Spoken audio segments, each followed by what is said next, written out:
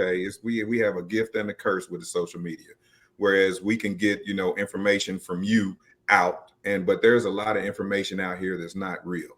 And the thing about it with our babies now, if they see it, they believe it. Okay.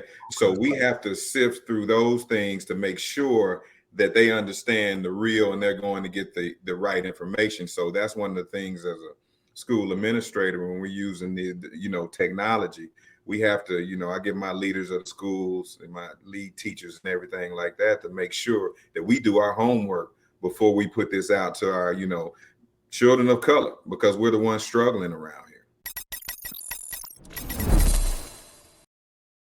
Welcome to the Let Bob podcast. It's your boy Ant. And as always, we're excited to have a new guest on the podcast today, Mr. Jabbar Smith. He resides in Memphis, but somehow works out of Arkansas. So we want to hear his story and hear what he's doing in the community and just what he's doing as an impact, just showing what you can do when you put your mind to it as a Black man in America. What's going on, Jabbar? How you doing today? Man, nothing much, man. How are you today? I'm awesome, man. Always good on our end. No complaints. Right. It's summer break, so I mean, it's a good thing for me right now. But we're getting prepared to accept these babies back in, so we can make sure they can read and write and do a little math before they get out here in the real world and become the competition for everyone else. Nah, that's good. I'm excited to talk to you too, because man, like with social media and the education space, specifically in high school, elementary, and middle school, for educators, man, I assume it has to be a very difficult task nowadays, man, with all the different information coming in through all the different channels of social media. Can you kind of speak to kind of some of the things you deal with that? Man, with the social media piece is it has taken place of the bully. Okay, we have a gift and a curse with the social media, whereas we can get information from you out, but there's a lot of information out here that's not real. And the thing about it with our babies now, if they see it, they believe it. Okay, so we have to sift through those things to make sure that they understand the real and they're going to get the right information. So that's one of the things as a school administrator, when we're using the technology, we have to, I give my leaders of the schools and my lead teachers and everything like that to make sure that we do our homework before we put this out to our, children of color, because we're the ones struggling around here. Yeah. No, that's a good way to look at it. That's one thing, as someone who's in the space and has been in the space for many years now, I've always told parents and teachers that the power of the internet is unlike something we've ever seen before. Right. And the power is interesting because it could be used in both ways. To your point, it can be used in a very attractive manner to create value, getting the right information, or it can be used in a attractive way to destroy reputations, destroy people's self-esteem, a lot of things that go along with bullying. Just magnify it, right? Because now instead of 10 people laughing at you, you could have 10 million people laughing at you. Absolutely. Yeah, absolutely. And that's one of the things, and that's where we're suffering in the school. When our focus right now is just getting these kids to be able to read and write and know some numbers, basic numbers, so we can balance the checkbook. And I'm sure we'll talk about that more soon. But I mean, if you look at the African American, the Black community, you look at the Black community, man, it says 84% of our Black students are not proficient in math. 85 are not proficient in reading. So we got 15 and 16 kids out here that can read and write in every school. Now, this is an average, but that's rough. And then you have the internet where, I mean, you don't have to read anything. I can type in here now. I can say, how do I build a house? I can type that, and if I can follow instructions, I can build a house. But that's not helping me with my comprehension skills, because we're going to have a video here. And so everything is shifting from, reading and comprehension in the video world, as we're talking about right now, to, okay, let me make sure you can push this button. And we got to prohibit all our children from coming and becoming those button pushers, man. I mean, that's a big thing, man. And I'm really struggling with that because, I mean, you know, I'm in elementary school, you know, 3 through 5. And so I have the babies. And this is the foundation. And we got to build a foundation for them to make sure they're successful, because without a solid foundation, we know what's going to happen. That building's going to fall. We've had a lot of buildings fall lately. No, I agree. So with those type of discrepancy in the number, right? To your point, you know, you got 15 kids who can possibly read, you know, at their grade level, and then you have these other 85 who can't. Right. I think what we see is technology kind of as a handicap in some ways, right? Because if you can't read, you can still get by, because the devices now can, with all this AI stuff, you know, it kind of supplements for your inability. But to your point, the challenge is building the foundation, because you don't want to be totally dependent on these devices in order to maneuver, because if these devices become unavailable, it could definitely hinder what your options are in the marketplace. Absolutely. And I mean, you know, and on the good side of the devices, because I don't want to bash the devices, because we need them. It really helps the teachers when they're doing their assessments. I mean, giving them instant data so they can look at where they don't have to go home and grade papers, you know, so it's helping them there, but it's hurting the children. There was a study in Detroit where, you know, the ACLU sued the Detroit public school system because kids were coming out, they're saying they weren't able to read, but the devices were saying that they were able to read, right?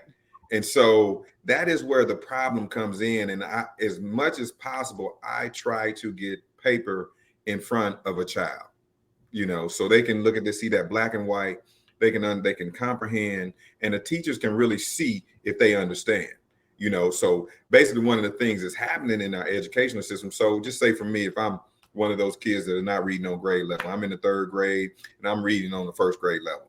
What that teacher does for me when I come in and I'm reading on that 1st grade level, that teacher instantly gives me, guess what?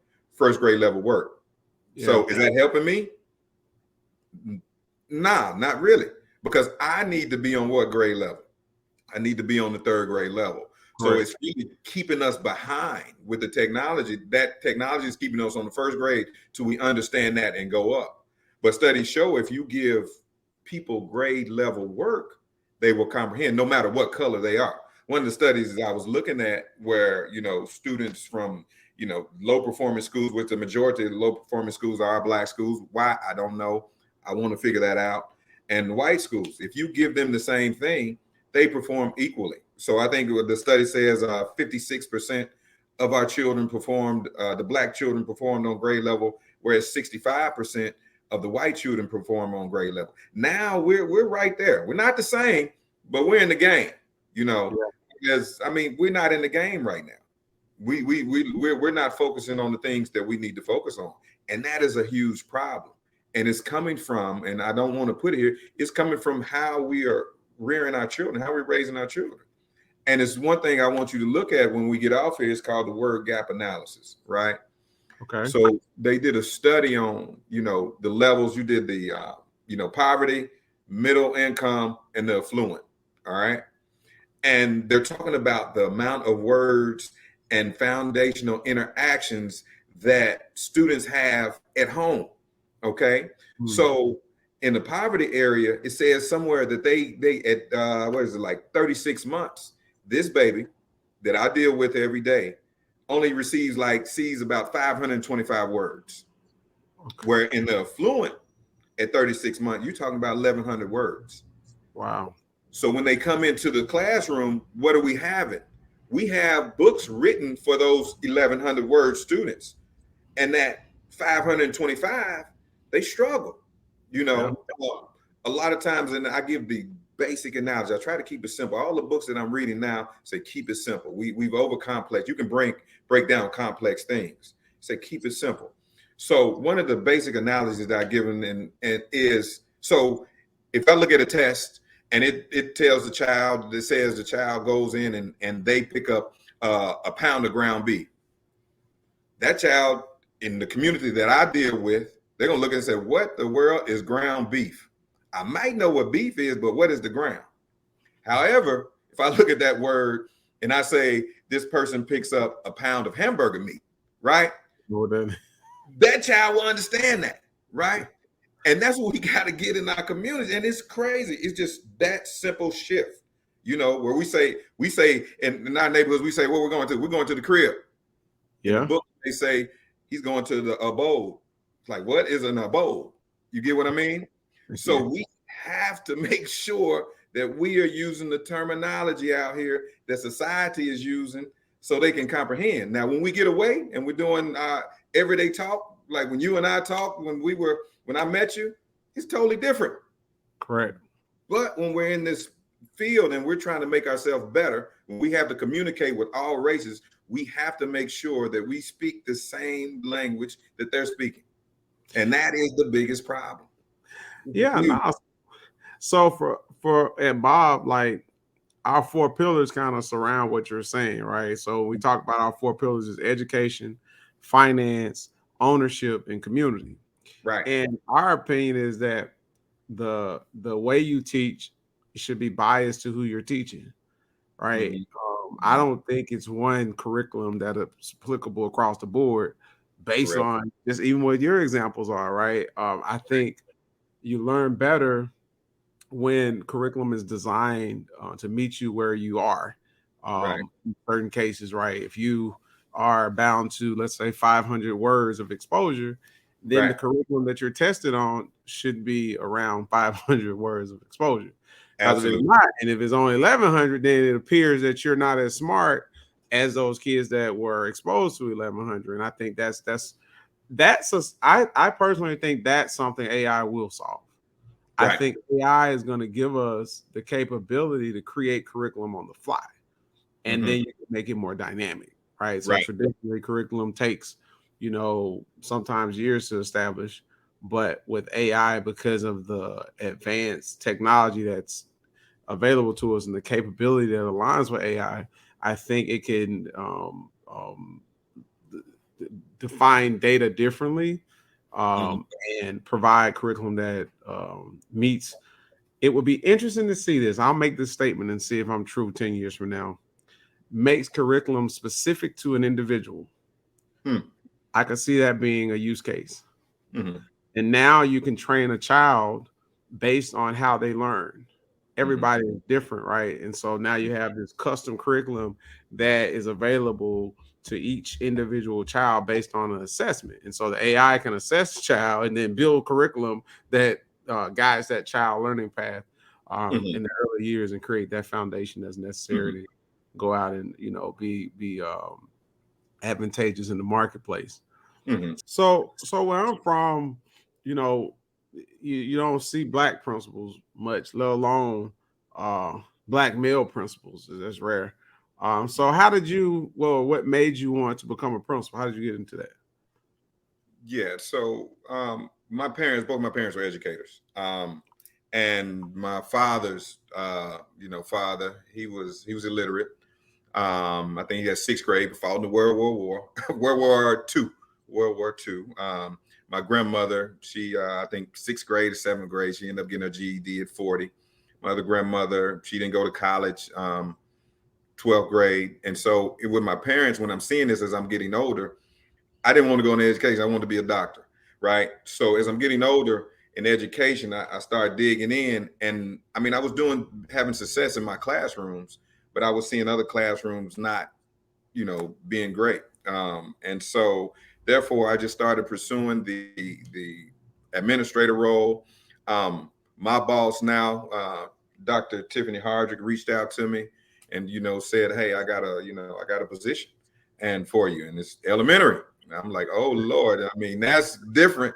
Dealing with babies is like herding cats. No offense, but it is what it is. It's herding Yeah, cats. But I live in the life, and so I really think that that's the best move that I made because they've taught me a lot about just being a human.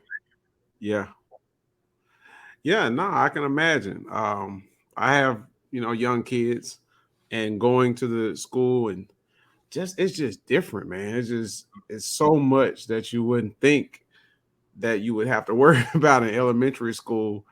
That is a thing, specifically violence, gun violence, right? You Oh yeah, wouldn't think that's something you should have to worry about in elementary school. right. But now, my wife and I, we definitely found ourselves on guard about that, thinking, maybe alternative to homeschooling, Hmm. because of the dangers now with the gun violence in the schools. Hmm. So that's an interesting lane. Then mix that with the bullying, which is totally different now, and then the exposure to certain topics and certain things The world. much to the world. Yeah. 'Cause some of my daughter, she's 8, but I can remember when her and my son. My daughter's 8, my son is 10. When they were 5 and 3, my son would have kids in the class with a cell phone Hmm. at 5. And, I just be Right. like, because I'm in the tech space, I just be like, I just don't see why um a 5-year-old, or let me back up.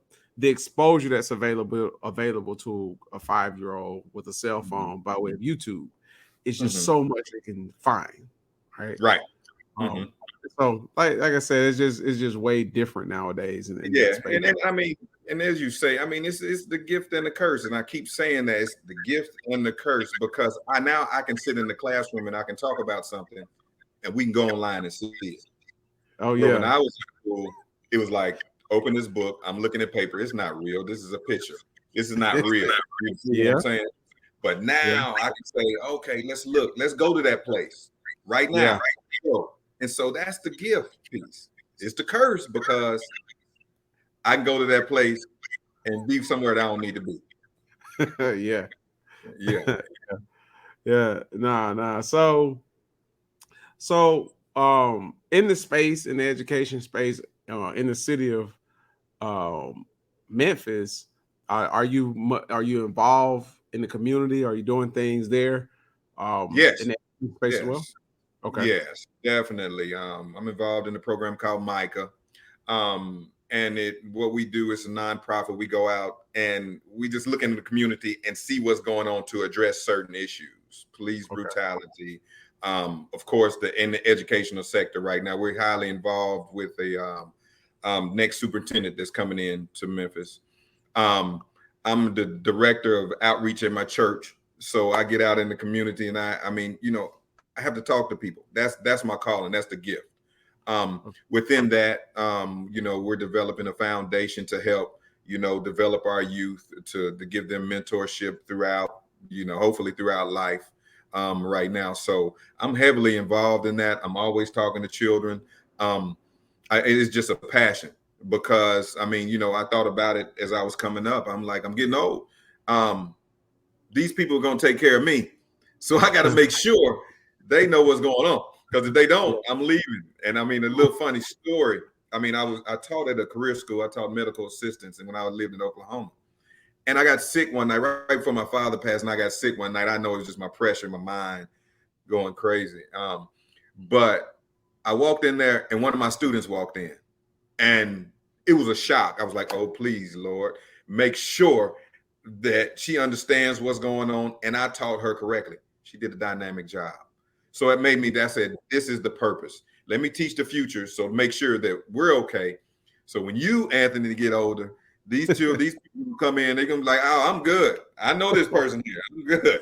So that's what we want. Nah, that's a good take on it too. You often you don't think about that these kids that are coming behind us are definitely the ones who got to take care of us, Yeah, financially, yeah, medically, in all aspects of life as we all get older and kind of become dependent upon them. I right. like that. I like the fact that you mentor and seek to mentor. I think that's key to changing the narrative in our community. I think in our community, I think the mentors are unfortunately only the ones in the spotlight. I think the entertainers, the ball players, I think they dominate the mentoring space from a distance, indirectly, I should say. And I think as a community, we have to become more intentional to make individuals like yourself, I pride on that as well, become more responsible for mentoring and passing messages in the in our community, showing what you can do not only with your body but with your mind, and showing, to your point, that they are the future, and letting them embrace that. Because just like sometimes I know I don't think about it, I'm sure these kids aren't thinking about, hey, I'm the future. Right. I have to take care of everybody when I'm older. Right. Right. Absolutely. Absolutely. So, We're just looking at it. Right. yeah, Absolutely. yeah. Hit the nail on the So head. yeah, so that's kind of cool that you're doing that, and I take my hat off to you for that, and hope that you continue to do that. Yeah. What's some other things that you have going on in that space? I think you were telling me that you guys were starting an organization that you wanted to try to take a global adoption with that approach. Right. So myself and he's my fraternity brother. His name's Otis Grant. We're working on a foundation now called Glean, Reach, Teach. Okay, Okay. so the area behind this is where we started, and we just connected definitely organically. I called him about an idea. He was talking about an idea, and I'm like, this is the same thing. So let's connect. So Okay. one of the areas, we have 4 areas we want to focus on. We want to focus on definitely mental health, which is the taboo in the hood. It's Yeah. taboo. Mental health. He crazy. That's what they Yeah. want to say. He's crazy. Yeah. So now you need to talk to somebody, man. Yeah. Financial literacy, so we can get these 15 kids. We can get more than that. We need everybody to be able to read, but we can get half of those, we're good. And then the foundation piece is the mentorship. Okay. Yeah. So one of the areas why we thought about the mentorship before we start building on the others is because when I came out, it wasn't education that I wanted to go into. I wanted to be a doctor. Yeah. But did I know how to be a doctor? I mean, I had my parents, I came from a good background, great background, actually. And, a few doctors were there, but we didn't connect. You get what I'm saying? We want to connect with people like yourself, that I can get this young kid and say, because I mean, he's cool. I can talk to him. He understands. He listens to the same type of music I listen to, but he is a doctor, or he has his own business. And you mentor these people through from 9th grade on through college, so they won't make the same mistakes that we make. So if we feel that if we put them on the right track, we gonna bump our head. You're gonna bump your head. But if we put them on the right track, the process is going to be shorter. Whereas some of us looking at, I'm 50 years old, and I'm just thinking about that. This is something that we should have been looking at 30, 25 to say, hey, let's start that there, and let's start mentoring these kids so they can understand, so they won't make these same mistakes that we're doing. And now with the social media and everything like that, and the entertainers, I mean, people want to shine, but they don't know what happens on the backside to get to where you want to be. Yeah, to shine. Yeah. Nah, you got a valid point there. I was as much like you. I grew up in a country, rural city called McCall, like right outside of Birmingham. Yeah. And, I didn't know a doctor. I knew my uncle was a lawyer, but I didn't know a doctor. My mom was a nurse. So I had a couple family members nurses, but personally know a doctor. Never had access to that type of professional. And then even with my uncle being a lawyer, it was on the outside looking in with that. He didn't live here. He lived in Florida. And so we knew he was a lawyer, and he would come home and spend money on the family sometimes. And so that kind of inspired me to want to be a lawyer. He was like the richest person I knew at the time, but he told me he wasn't even rich. He just, he did well managing his money. But to your point, lack of leadership, lack of mentorship was the same here. I got into the software realm just by chance, man. I didn't grow up wanting to be a software engineer, or I was what I would call a hustle man, right? I knew how to hustle. I would learn, they call it entrepreneur, and then as you develop the skills, you're considered a businessman. And so I went through those tracks, but all of it was trial and error. And when you're going through things in trial and error, and just out here having to get that bought experience, man, it just costs so much money and time, unfortunately. And so, to your point, we can adopt this whole mentorship model. We can get things done faster. Because Right. if I can get someone, if I'm mentoring, I mentor probably like 10 different businessmen now, Right. and I can tell them how to avoid the mistakes I made in business, and they're able to have that knowledge and get to where they're trying to go faster. So I think, to your point, I think I commend you guys for putting energy in that, and I hope you guys are successful in your Yeah. I mean, with it, we believe and we shoot for the big goals. We don't shoot for the small goals. So, I mean, I know it's going to work. We just going to, with the time and the effort, sweat equity behind it. And when I find dynamic people like yourself and whoever is on your team, I will be reaching out saying, "Hey, man, I need some mentors, man." And I mean, now here's the gift part. You don't have to be there. We have technology. We can talk to each other. I can see you and we can have a conversation. And if I want to visit or whatever, I can. But now, that's the good part. That's why I say it's the gift and the curse. This is the good side of the technology piece. The great side that we can sit here and I can see and we can talk and we can, just get it off our chest and go from there. No, I agree. And my team, we're all for it, man. We're built on it. As I told you, one of our pillars, our community. So it's a responsibility at Bob. It's not an option. Right. We're about being a resource for change, for true social impact. That's what our brand is about and what we stand for. And so anytime you have opportunities for us, please reach out and let us know, and we can make shake with it. Man, I will do, man. I will do. And then thank you so much for just letting me just get this out and talk to people about what's going on and focus. But one thing I want to, before we leave, I want, to the parents that see this, I want to make sure that a lot of times when we're at home, I talk to parents every day and they say, yeah, my child is reading. My child is reading. They can read. Okay, because you gave them a book and they went to their room and they sat down and they said they finished the book, but you don't know what that book is about, right? Mm-hmm. One of the things, the focus areas for all parents out here, when you get your child a book, make sure it's on grade level first. The next thing, when you research it, make sure that book has comprehension questions, okay?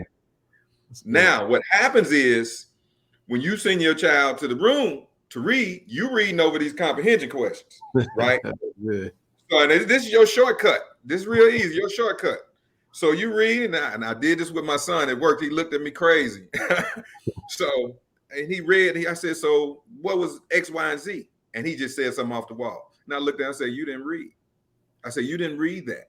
Do you understand what you read? Yes, sir, I do. Okay, well, we're going to go back and we're going to restart this 20 minutes of reading time, and you go back and read. When we came back, guess what happened? He gave me what I needed to hear on each one. And he was able to cite the evidence and things like that. So that helps you as a parent, because what happens is you have a life too, and you're busy, you caught up, and I got to do A, B, C, and D. But if you have those questions lined up and you read those questions, you know what the book is about before they read it. So you're saying you're teaching me something. You can buy different books, and some of these books will come with comprehension questions. Yeah, one of the websites, and I got it here, it's called risetoreading.com. And you type in risetoreading.com, the books with comprehension questions. Okay. So Google that, and you'll pick the book out, and you'll see the grade levels. You make sure you get, I don't care if your child's in third grade and they're saying they're reading on this first grade level, give them that third grade. Because I truly believe is if I sit through your financial literacy class, or technology class, I don't know the first thing about technology, right? I can turn on the internet and things like that. But if I sit through your class for a year, guess what's going to happen? I'm going to know something about technology. That's correct. All right. So you giving me what I need, and we got to make sure that we're keeping that on grade level so they can understand that. And when they do, we're good. So, No, that's good advice, because the way I do my kids, I pay them to read books, and so I pay them. That's how they get paid. They gotta read the whole book and tell me about it, but Yeah. I asked them about the book, but I haven't read the book most times, and so that comprehension sheet gonna help me. They're gonna be Yes. Yes. So you got your questions and you got your answers, man. So you can do your work once you get off your podcast, man. You can go over there. Hey, come on over here. Now tell them don't come fight me. You know, when they figured out that you understand what's going on, you got that info, that tidbit out here. But I you got know, it now. Mr. Smith still loves them, but I want them to be great. Nah, that's good. That's good. It's definitely something I'm gonna incorporate. Yeah. Well, we really appreciate you, Jabbar, for coming on, enlightening us on just the education space, everything you're doing. Again, we commend you for it. We want to bring individuals like yourself on the podcast to let people see what's possible when you have intentions, right? And what you can do when you work collectively. So we want to thank you. And do you have any social media or anything you want the audience? I'm not on social media. I need to get on. So I've done the LinkedIn, but I need to get on social media because it's always, I've looked at it in the bad space, but I will be there soon. And as soon as I get on there, man, I'm gonna definitely send it to you so I can get some of those people following me, man, so we can talk, so we can make our communities better, make our children better, build these foundations, and man, just change this world as it is. Nah, don't feel bad, man. My team make me do social media, man. I'm not a big social media person either, but they I have to be because of the podcast and everything else we got going on. So don't feel bad. Right. All right. Well, it's been another great episode of Let Bob Podcast. You can find us on all social media. We are Let Bob for the company. I am Let Bob for myself, and we're out.